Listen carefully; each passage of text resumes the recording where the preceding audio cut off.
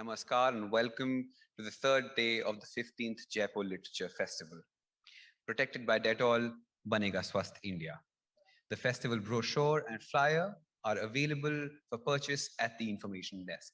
Welcome to both our offline and online audience watching at home. We are delighted to introduce The Dream of Revolution on Jayaprakash Narayan. This session, as you just saw, is presented by Dainik Bhaskar. Writer, columnist, and curator Sujata Prasad's co-authored biography, The Dream of Revolution, a biography of Jayaprakash Narayan, is a riveting account of a man whose ideas and beliefs epitomized Marxist and Gandhian styles of political engagement. Written in tandem with Prasad's father, the late historian and diplomat Bimal Prasad, the biography presents a vivid portrait of JP's evolving role in the nationalist movement and the democratic practices thereafter. JP was crucial in helping maintain the checks and balances of India's democracy, bringing together people from different ideologies. Along with historian and author Narayani Basu and journalist Sudha Sadhanand, Prasad discusses the crucial role played by one man in shaping India's history. Sujata Prasad is a writer, columnist, curator, and heritage conservationist. A former civil servant, she is currently an advisor to the National Gallery of Modern Art and serves as an expert on the Ministry of Science and Technology's advisory group on heritage research. Narayani Basu is the best-selling author of V.P. Menon, the unsung architect of modern India. A historian and foreign policy analyst, Basu's current area of interest focuses on highlighting the lesser-known but key players behind the story of Indian independence.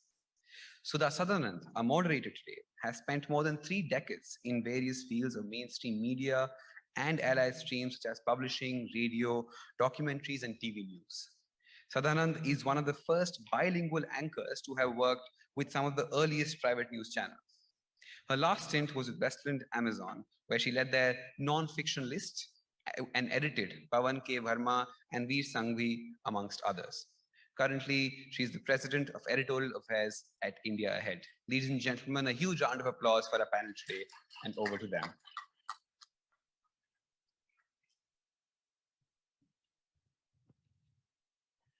Good morning, everyone, and thank you so much for your kind words and introduction. I see many people here, some known faces and some unknown. I'd really like all of you to perhaps after the session, if you find it okay, to ask questions and maybe come closer. I'm very delighted to be starting my Jaipur Lit Fest session with 2 women here, and it's always good to have women panelists. We keep talking about it on television that we don't get enough women to speak on issues, and I think they are better speakers than men can be. So very delighted to be here. Sujata, hi, Narayani, and Sujata's book, and I'm not really plugging it, but after a long time, I have spent years editing nonfiction, and I was riveted by this book. I mean, it is so classically written that you feel, thank God, there is still hope. So gracious of you. And Narayani, of course, we exchanged a couple of mails. She wrote a book on V.P. Menon, and I know that a lot of people, at least the kinds that I spoke to at work, didn't even know who V.P. Menon was. Very, very important role he played during Instrument of Accession with our then Home Minister, Sardar Patel. So it was wonderful, and also her book did splendidly well. So that shows that you can resurrect, you know, heroes and diplomats and people who contributed majorly to this country, but somehow have been eclipsed. So let's start with your permission. Yeah, thank you very much. What a lovely audience. Thank you indeed. So talking about resurrection, you know, over the years, we've seen many leaders being resurrected, some for political reasons and some for others. In recent history, we've seen, you know, how everyone wants to know about Sardar Patel. There are lots of programs around Sardar Patel. Also, Veer Savarkar is, you know, in the narrative, as you well know. Bose is another one. Of course, there are also leaders who have been pilloried, you know, time and time and again. And in a way, they also are kept alive in history. When we speak about revolution and the recent history again, whether it was the Kisan Andolan and before that, the students agitating at JNU and elsewhere, and even recent, the hijab controversy. I think Jayaprakash Narayan's politics, the kernel of it was in making a revolution. Isn't it time, Sujata? And perhaps you can weigh in on this, that why is it that he lays buried, as it were, in the annals of history? One of my favorite historians, can you hear me? A Marxist historian, Eric Hobsbawm, famously said, "We need a protest against forgetting." Jayaprakash's case, Jayaprakash Narayan's case, is a very curious case of political amnesia. Perhaps explicable also. He was a political force for nearly half a century, but he was famously at odds with the very side he was supposed to represent. He was one of the fiercest critics of unfettered capitalism, one of the die-hard activists who lived and died in support of civil liberties and human rights, a pro-democracy warrior like India has never seen, a champion of dissent, and much more.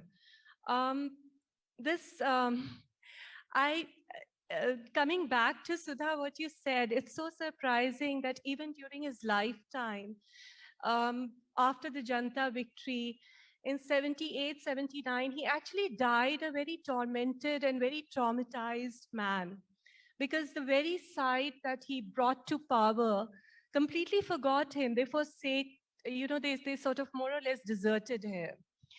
And if you go to Patna, where he spent many years of his life, and especially the last few years of his life were spent in a building called the Mahila Charkha Samiti that was set up by his wife Prabhadevi, this wonderful place.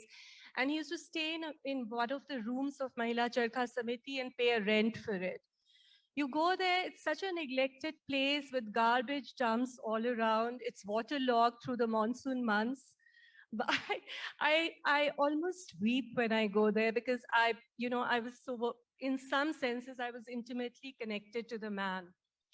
But Sudha, if you permit me to talk a little about his legacy, about his amazing legacy, I think we need to talk about that. And, again, quoting from another author that I admire deeply, a political theorist of the 20th century that we all know, Hannah Arendt. Even in the darkest of times, we can hope and we can aspire for some illumination. And this was Jayaprakash. And talking about the political, the amnesia, but the fact is that his legacy is something that survives. And I see it resonate in social movements, as you very rightly said, in social movements, not only in India, but across the world. I see it also resonating in a lot of mainstream economics, yes. In the writings of Joseph Stiglitz, Piketty, even Paul Krugman. Paul Krugman, of course, would hate calling himself a socialist, but his blog, The Conscience of a Liberal, does talk about the inequality pandemic that has hit the world. Inequality was another facet that JP highlighted all his life, and equality was something that he fought for. Right. He was a poster boy of dissent. I've already said that. He fought for civil liberties and in fact founded in 1976 the People's Union for Civil Liberties and Democratic Rights. He was also, he was also a fighter for minority rights. And I think we need to remember this. I want to especially quote from one of his statements made after riots in Jamshedpur. He said that communalism anyway is horrible, but majority communalism is more pernicious because it, camouflages itself as nationalism and sees anything that is contrary, any voice that contradicts it as anti-national. Right. Yeah. So he had the courage to voice out all this. And, we talk about the political turbulence right now, the ideological rights and lefts.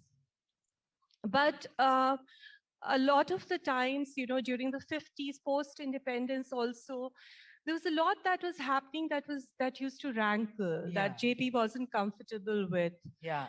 And so, he was a fighter. Yes. He fought all his life. And a character, somebody who, he liked the movies. While I was reading the book, and you always associate a kind of Catholicism with all these leaders at that time. And I was so pleasantly surprised that he was pretty much like what my sons are. I want to do this today, but I'm not interested in doing it tomorrow. Let me find my own path. So we'll come to that aspect. Narayani, tell me also. Just one little thing.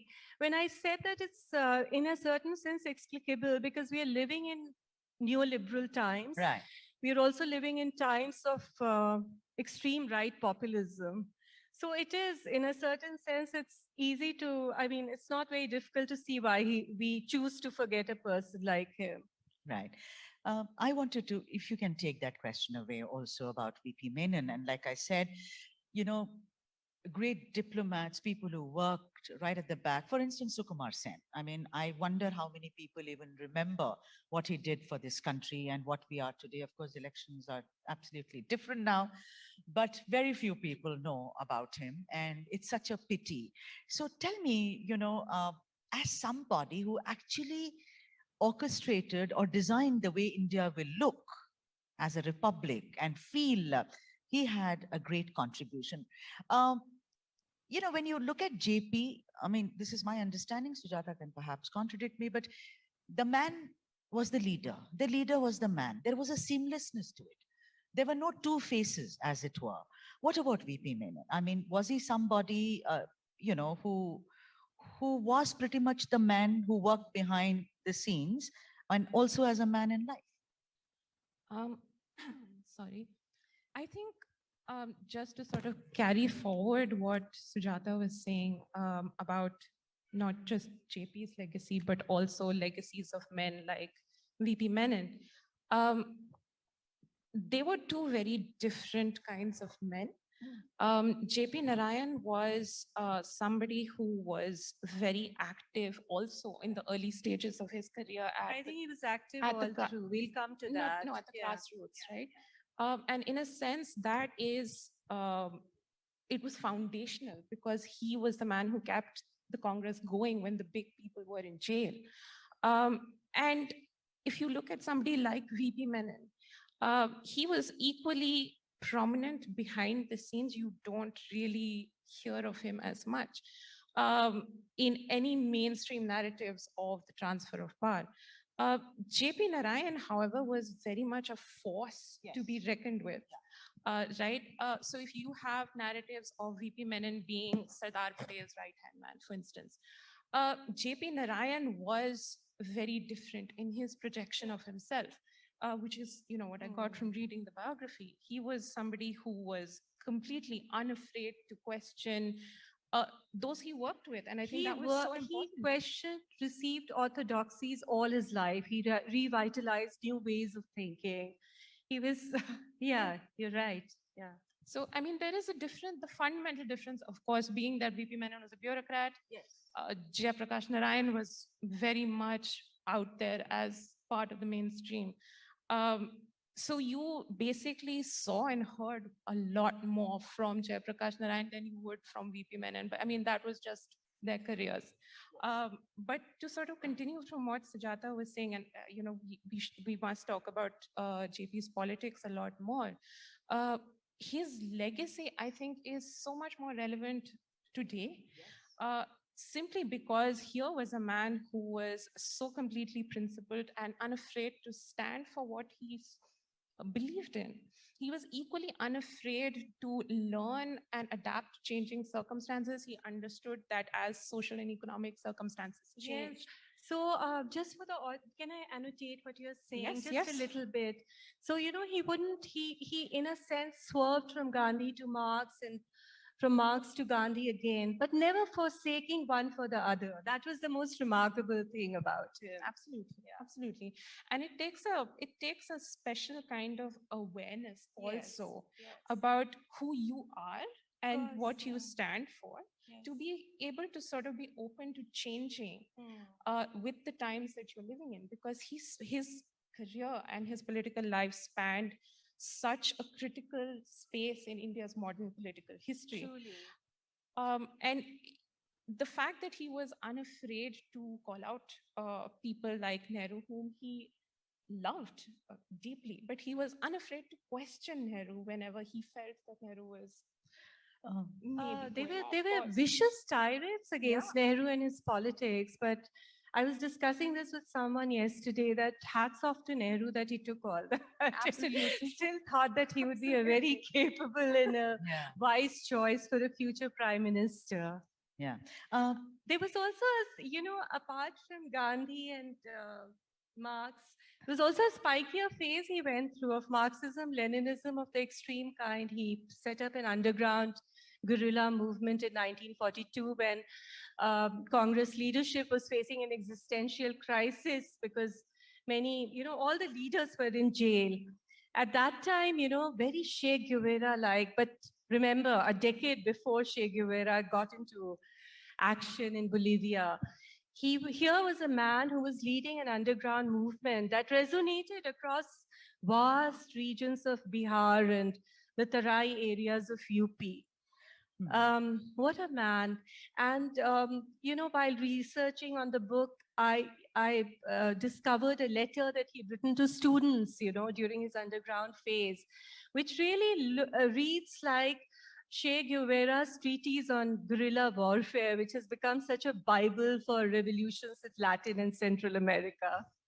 I just wanted you to also focus on, like I said initially, that he was experimenting all through his academic life. And if you read the book, that's one of the best parts, I think, because you actually, establish where the trajectory is now, the moving towards. And so after that, the next phase is his relationship with Prabhadevi, who played a very important role in his life. So should we talk a little bit about his student life since you seem to be enjoying it? Would you like to take it forward? I mean, his student life was, it was sort of a omen for the kind of life he would live, right? He was born in 1902 at a point when India's history was sort of pushing forward to a space of new momentum. He grew up, his early formative years were spent either in an atmosphere of revolution, meeting revolutionaries. He was always in close staying in proximity. a little students' hostel when he was barely Yes. 8 or 10. And Jadunath Sarkar, the famous historian who used to, instantly harbor revolutionaries, his home was a kind of a refuge for them. He was, right next door.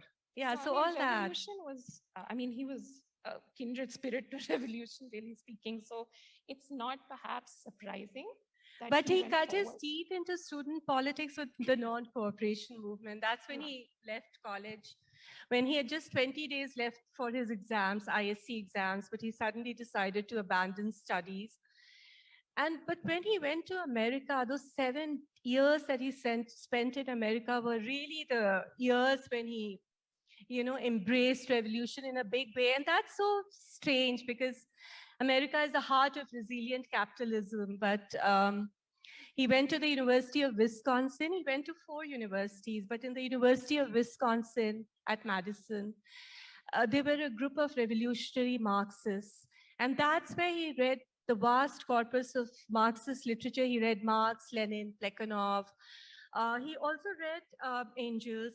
He also read a vast corpus of work that was translated from German into English. Look at the kind of people they used to be. There was a Polish friend of his who wanted him to read the literature. So he translated portions of the literature of, the writings of Rosa Luxemburg and Karl Kautsky into English so that he would read it.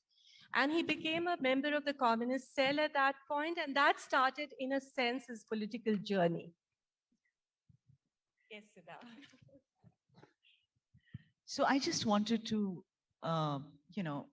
you to kind of vein on his relationship with Prabhadevi. And also, it seems initially that like most of the Prabhavati, marriages, and actually. let's not stereotype, I don't want to, but then, it was a relationship, it was a marriage. I mean, it was almost like a contract. I mean, there doesn't seem to be much of an intimacy, and obviously because of the life he was leading.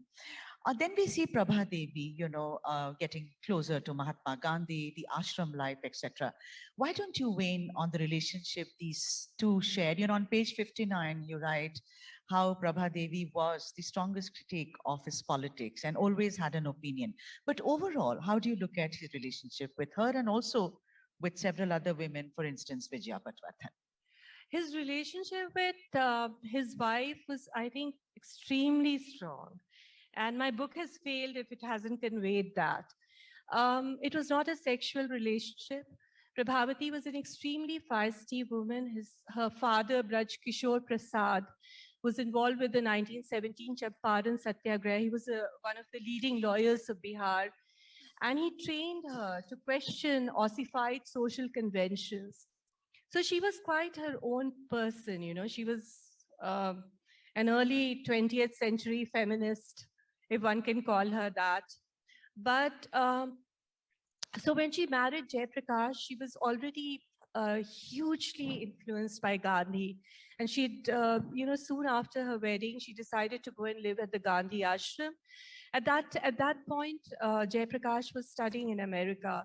And she encouraged him to go to America and study. And the general feeling at that time was that she should accompany him to America, but she refused because she'd already made up her mind to, join the freedom movement in a sense by joining Gandhi and serving him. So at the ashram, celibacy was a value. Gandhi used to equate celibacy with non-ahimsa, with ahimsa and non-violence, sorry. So, so she decided to embrace celibacy. At that point, Gandhi cautioned her. Gandhi told her that you're a married woman and you should consult your husband. But think about this, early 20th century, this woman says, no, I've decided to take the celibacy vow. I don't need his permission. I'm not going to wait for his permission. She took the vow. It did impact their marriage in a certain sense. The initial years, I think, there was a little turbulence, but that turbulence would also have been because JP was spending something like 18 hours a day, day after day, week after week, to build up the Socialist Party, the Congress Socialist Party, and to build the base of socialism across Bihar and UP. So, Gandhi famously said once and wrote in a letter to someone that he seems more wedded to his socialism than to Prabhavati. And she was, of course, extremely attached to Gandhi, who was her mentor. He was a father-like figure, also a very close friend, and their letters are extremely intimate. But, during the 30s, Prabhavati and Jayaprakash spent a little time together, not very much. They spent some time together at Swaraj Bhavan, and she was very actively involved with the civil disobedience movement. She became a very close friend of Kamala Gandhi at that time, and we see an amazing bonding. And, it was a kind of sisterhood, political sisterhood that built up. They used to go and sell contraband salt together and, just picket, go for picketing sessions, etc. But later, in the 40s, Prabhavati herself was in jail, in and out of jail. Jayaprakash was mostly in prison at that time. But around 46, when he got out of prison and Prabhavati got out of prison about a year earlier, she went to receive Jayaprakash. And that night, she wrote a very poignant letter to Gandhi, which I've cited in my book. She says that she told Gandhi that, I feel a strange sort of attraction now to Jayaprakash. And this is after, she'd been writing in letter after letter to Gandhi. She'd been expressing doubts and skepticism about their life together. His agnosticism used to trouble her as much as his political beliefs. They were ideologically at polar opposites, because at that time, Jayaprakash was a die-hard Marxist. But so she said, I want to give him a chance. I also want to live with him to be able to change him into your way of thinking, to bring him closer to the Gandhian philosophy. And in my dream, I see him as one of your 5 foremost followers. And Gandhi, of course, encouraged her. And Gandhi used to pull her leg. So Gandhi said, what will you do after I die? Jao uske saath raho, Jayaprakash ke saath. So she went to live with Jayaprakash. And they had a very, very amazing life in the sense that she would be, Jayaprakash embraced, came closer to Gandhi in the 50s, but he was already, it wasn't as if he did in 1936. He wrote a book called Why Socialism, in which he'd called Gandhiism a dangerous doctrine. But he was pulled towards Gandhi time and again, and I think she played a major role in it. During the sit-ins and the meetings, the Socialist Party meetings, she would be sitting by his side, but she would be spinning on her charkha. That was her own form of protest, or her own, whatever she believed in ideologically, she wasn't willing to compromise. And Gandhi realized or understood the semiotics of charkha only a little later. And, so I think their relationship was really beautiful. He of course, had his little, I mean, it wasn't that he certainly wasn't a celibate. And I don't think she even expected him to be a celibate. I think she was quite okay with that. She seemed to be reconciled. And by and large, it was a very, very strong camaraderie. Later, when he renounced power politics, I could just go on with these anecdotes, but I'm just cutting it short. In 54 at Bodh Gaya at a Sarvodaya conference, where he finally renounced power politics and declared that he had embraced Sarvodaya, or the Gandhian way of life. There were tears in her eyes, and she said that if Gandhi, if he Bapu ji yahan rehte, to wo itna khush hote. So this was a relationship, and it grew closer and closer. She was alive and awake to, I think, his every need. And when she died finally in 73, my father was there at that time during her death.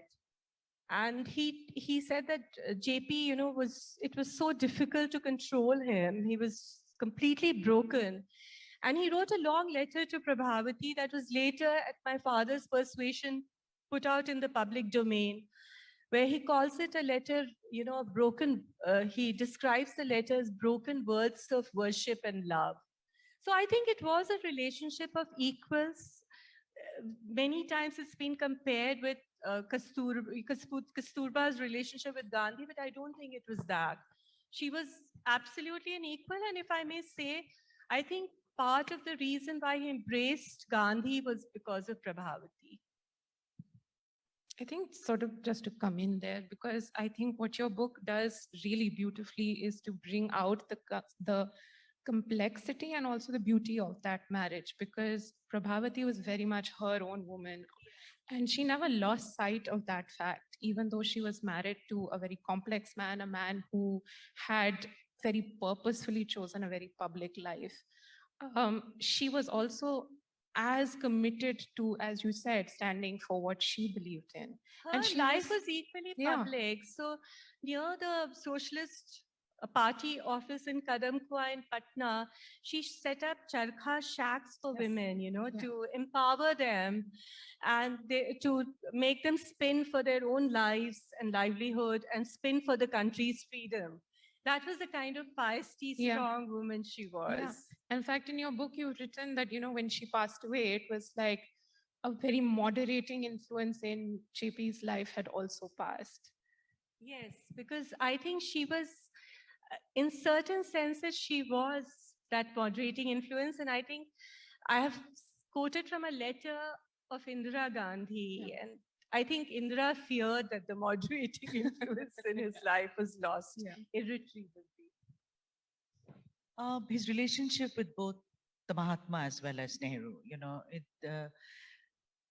again, one sees several aspects of it. So would you like to weigh in on his relationship with Gandhi? Because in the initial parts of the book, we do see that JP perhaps does not agree with the way the Mahatma was fighting for independence. And what I really loved about his relationship with Nehru, because blowing hot and blowing cold, was when he wrote that it does not behove the prime minister of a country to live in such lavish style. You know, that was something which really showed up the man. I mean, in the book, you never lose sight of JP, the man, and like I said, they seamlessly kind of merge together. So he bobs up, you know, every time you feel that, okay, it's going a particular way, boom, you see JP again standing there, you know, in front of both of them. So why don't you weigh in on his relationship with the Mahatma as well as with Nehru? You know, this book was set against times that were full of tumult. And I'm quoting from Lenin. He wrote this in the context of the Russian Revolution, but he wrote that there are decades when nothing happens, and then weeks when decades happen. So these were the kind of times that these amazing men lived through. About his relationship with Gandhi, I think he was influenced by Gandhi when he was a student before he went to America. And I just mentioned that once he went to America, he embraced Marxism and a Marxist brand of socialism. When he came to India, he actually wanted to lead a different life. There was a vacancy for a lecturer at the Banaras Hindu University, and he wanted to apply for that. But then Nehru had already met him, absolutely sabotaged the idea, and he said, "What a ridiculous idea." He made him the head of a department of labor research that had been just set up. And he was constantly in touch with Gandhi, also because of Prabhadevi. And I just mentioned this book.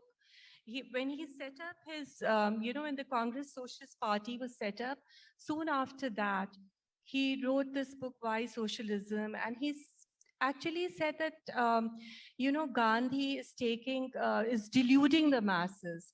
He's someone who stands for status quo.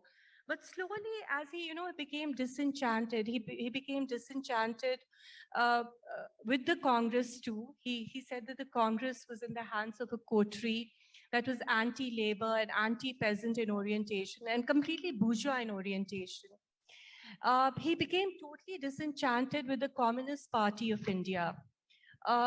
His comrades, Meenu Masani and Achyut Patwardhan, were really annoyed with him when he reached out to the communists and he invited the communists to join the CSP. This was in 1936. By 1940, the same, the communists were actually calling him a Trotskyite traitor and, abusing the other members of the Congress Socialist Party and abusing Gandhi and Nehru, and I don't think he could take it. So in 1942, the famous breach happened. But now getting back to his relationship with Gandhi, so Gandhi was watching him, and for Gandhi was very indulgent towards him, just as he was indulgent towards Nehru. And he had a special corner for Jayaprakash, mainly because of Prabhadevi. And every time, there was an incident in the Deoli jail when Prabhadevi, strangely, a diehard Gandhian, was smuggling out a letter from the jail. And at that point, the letter became public. She was seen to be smuggling it out and she was nabbed. At that time, Gandhi again wrote in favor of Jayaprakash, said that he's one of the brightest socialist minds that India has produced. So it was they kept in touch with each other. They were, they were like, they may not have been comrades enough, but they were very close to each other. And with Nehru, it was always very special. He was his bhai. And the exchange of letters also. The exchange of letters, sweet, sour, bitter, not so bitter. Yes. Again, because they're such complex men, both of them. So, I mean, when JP first met Nehru in the 1920s, you wrote that, it was a case almost of love at first sight. This was in the oral history project at Nehru Memorial Museum and Library, where Jayaprakash has been quoted. And Jayaprakash says that as soon as I saw him, like most young men of that generation, he says it was love at first sight. And ideologically, at that point, till about 36, they were really close. Nehru had also traveled to Europe and USSR in the 1920s. And in 1927 in Brussels, he was made the president of League Against Capitalism and Imperialism.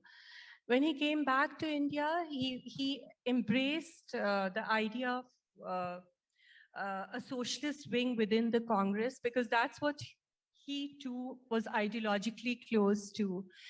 And I think JP and his men, they expected a lot from Nehru, but by 1936, Nehru was also a great strategist.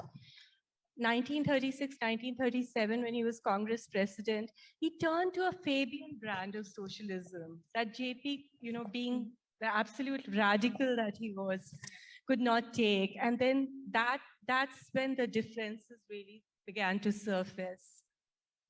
I mean, in the communications also, as you said, there are times when it's vicious, there are times when they are visibly upset with each other in the letters. And yet, somehow there was always this acknowledgement of each other's intellectual powers and prowess. There was. So by the 40s, the attacks grew more and more virulent, and JP was calling Nehru even a fascist. He was calling him authoritarian.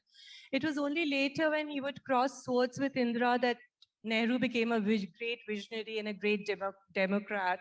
But at that point, he was calling him all this.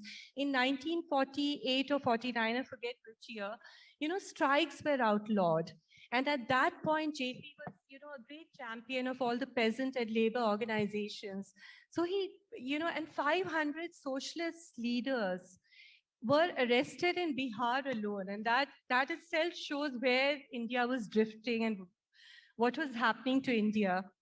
But JP kept this whole idea of socialism and revolution alive. And that created many confrontations between them. And yet in 1948 or thereabouts, Nehru said that he is a very confused man. At times he seems even a little frustrated, but he's one of the best men that India has produced. And in 1952, soon after the socialists lost in the elections, Nehru invited him to join the cabinet. So such were the people, at that point. Yeah, it's a contrast, right, to Nehru and to JP and Patel, for instance.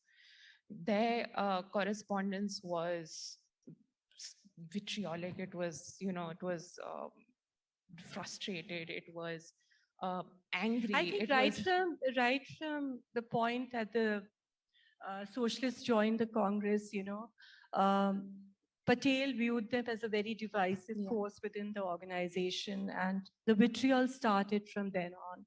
And at one point, I think you quoted JP pointing out that, Sardar Patel had qualities which, if left unchecked, might lead to a dictatorship type situation almost within the Congress. And I think most of the authoritarian trends that he noticed within the Congress and outlawing of strikes and arrest of all the socialist leaders, etc., he attributed to Patel was a home minister. Yeah. And there was a lot of acrimony between them, even after Gandhi's death. Yes. He famously asked Patel to step down at that point.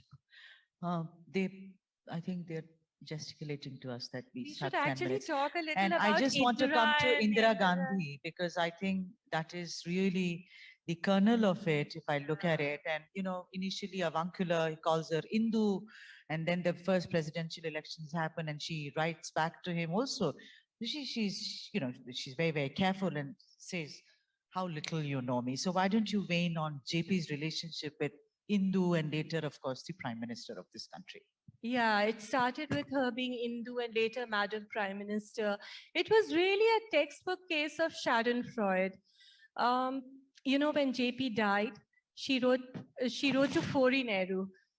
She said, "Bichare, poor old man, a victim of Gandhian hypocrisy. He took the celibacy vow. And look what happened to him after he took the vow. But he didn't take the vow. This was wrongly written." And he said that that and his animosity towards her father had made him what he was. And that's why he was so acrimonious, which was very unfair. But this was particularly bad. You know, I think she just, I don't know. I don't know what to say about the letter, because the rest of the letters exchanged between them never lose that decency or the politeness. And even though she, after April 1974, he switched from addressing her as Indu to Madam Prime Minister. It was also because of a certain incident in Bhubaneswar in April 1974. I think it was 3rd or 4th April, when she attacked JP by saying that, you know, those who live on the largest of the capitalists shouldn't be talking about socialism or something like that. That really hurt him, you know. He felt that she'd hit below the belt.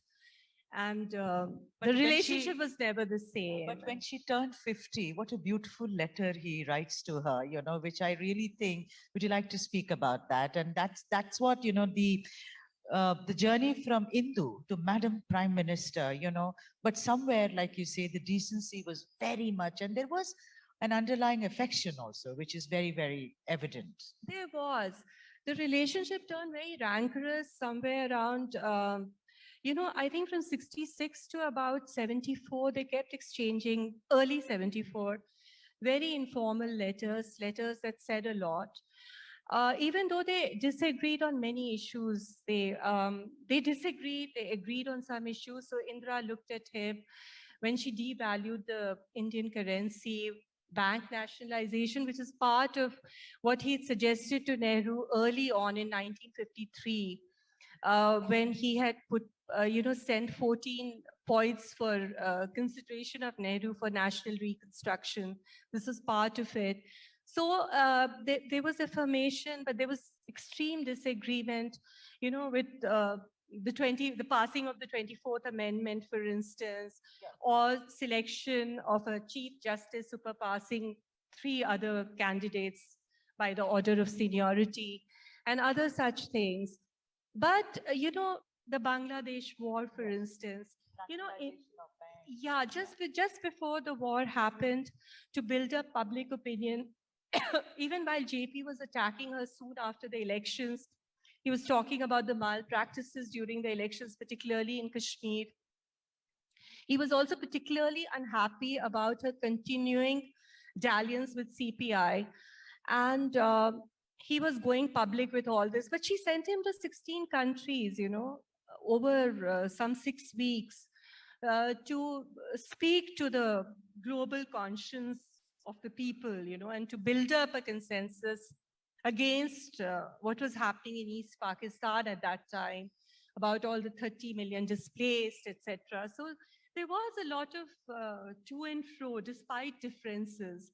But everything came to a boil, you know, with what happened in the engineering college in Morvi in Gujarat in early 74, and then spread to Porbandar and other places, spread to Bihar. Then there was no looking back. But, and yet, I want to say, I don't know if we are ending this chapter, but there were periods when they were reaching out to each other. And soon after the swearing in of the Janta government, for instance, suddenly JP disappeared from Rajghat. And where did he go? He went to meet Indira at her place. And I believe there was a deluge of tears, and JP cried as much as Indira did. And JP asked Indira, he said, how will you now support yourself? And she said, from the royalty of books of my father. And he came back and he talked to Charan Singh, and he talked to Muraji Desai, and he told them not to victimize Indira, and especially Indira was very protective about Sanjay and was very worried about him. So he had this conversation. Then in another Polaroid moment, perhaps, later in 77, in July 77, when Indira went to Belgium, and you know, that was the beginning of her coming back period. When she came back, when she was traveling back to Delhi, she stopped at Patna and she went to his Kadam Kuan Mahila Charkha Samiti house. And people who were there at that time said it was like a daughter's homecoming. There was so much intimacy between them. And he was so excited about that visit, you know. Uske Indu aa rahi hai. So there was Indu ke jo pasand hoga, wo wala khana banega. And that was the level of relationship. Right. So we have only a couple of minutes now. If there are any questions for the author, please feel free, raise your hands and ask the question.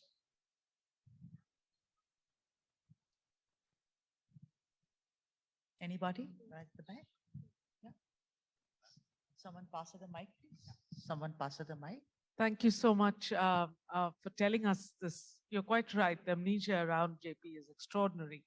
You haven't mentioned Ambedkar much, and can you just briefly tell us, JP, on the caste question and the shared sort of influence in the US and US universities that he clearly shared with Ambedkar? What was the nature of that relationship? Thank you.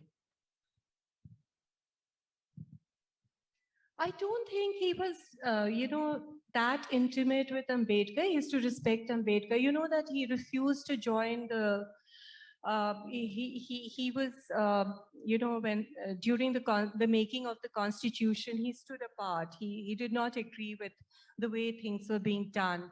But he was, JP was completely against caste. His total revolution, a very utopian concept, but was all about, it was supposed to be an economic revolution, a social revolution, an intellectual revolution, a cultural revolution. So caste was something that he absolutely deplored. Yeah.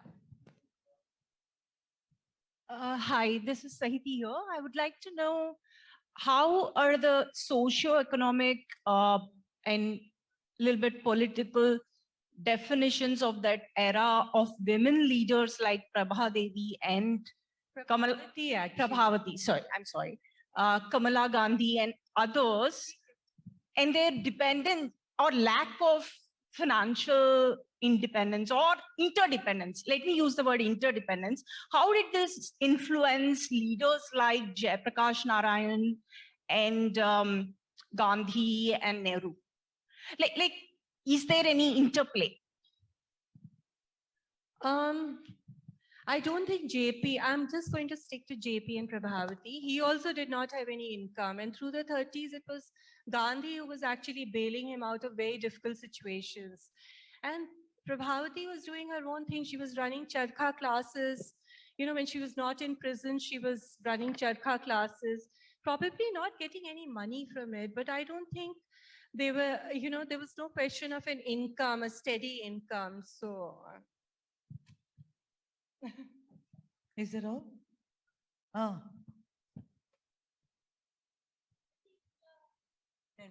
There's What was Pawan. JP's views on the RSS? I'll leave Narayani to answer that. I'm in a cultural space, right? As am I. So I mean, No, but this is an important question. Yeah, I want to tell you this. You know that, I think you've read the book, that he was really opposed to the RSS, especially after Gandhi's death. There were, tirades against the RSS. But he's praised it also. At one stage, he said that it should be banned. And later, I think it was during the Bihar droughts, 34 million people were affected in the Bihar drought. Nanaji Deshmukh had played a role in the Sarvodaya movement too. He was part of the Bhudan, Gramdan movement.